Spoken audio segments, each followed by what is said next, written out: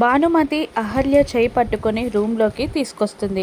రూమ్లోకి రాగానే అహల్య భానుమతిని కాస్త ప్రేమగా చెయ్యొదలండి బామ్మగారు అని అంటున్న భానుమతి వినకుండా కోపంగా చూస్తూ ఉంటుంది.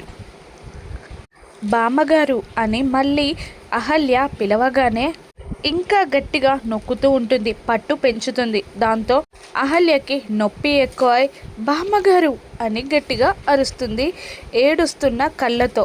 బామ్మగారంటే బామ్మగారు, నువ్వు నా కొడుకు కూతురివా కూతురివా, నన్ను బామ్మగారని ఎందుకు పిలుస్తున్నావు అని అనడంతో అహల్య షాక్ అవుతుంది. అప్పుడే అహల్య కోసం పాలు తీసుకొని వచ్చిన బంగారాజు కూడా డోర్ దగ్గర వినే ఆ మాటలన్నీ వింటూ ఉంటాడు, షాక్ అవుతాడు. ఎలాగో ఓలాగా నిన్ను ఇంట్లో నుండి గెంటేద్దామనుకుంటే ఆ గౌతమ్ గాడు నీ మెడలో తాళి కట్టి నీ కడుపు పండించాడు అనగానే అహల్య షాక్ అవుతుంది. మళ్ళీ ఇలా అంటూ ఉంటుంది భానుమతి, నీ కడుపులోని బిడ్డ కోసమే ఇన్నాళ్ళు నిన్ను సహించాను. నీ కడుపులోని బిడ్డ బయటపడగానే, నీకు బిడ్డ పుట్టగానే వాణ్ణి నా చేతుల్లో పెట్టి నువ్వెక్కడికైనా వెళ్ళిపోవాలి, ఇంట్లో నుండి వెళ్ళిపోవాలి అనగానే అహల్య షాక్ అయి కన్నీళ్లతో చూస్తూ ఉంటుంది.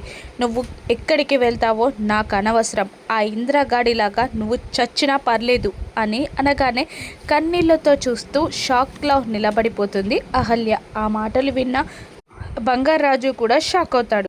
మాకు కావాల్సింది నువ్వు కాదు, నీ కడుపులో పెరుగుతున్న మా రక్తం, మా వంశం. నీ కడుపులో పెరుగుతున్న మా వంశాంకురాన్ని నా చేతుల్లో పెట్టాక నువ్వు ఈ ఇంట్లో ఉండడానికి వీల్లేదు, ఈ ఇంట్లో నుండి వెళ్ళిపోవాలి అని భానుమతి అంటూ ఉండగా కన్నీళ్లతో భానుమతిని చూస్తూ ఉండిపోతుంది అహల్య. ఈ విషయం బంగారాజు గౌతమ్కి చెప్తాడా? రాను ఎపిసోడ్స్లో చూద్దాం. Thank you for watching.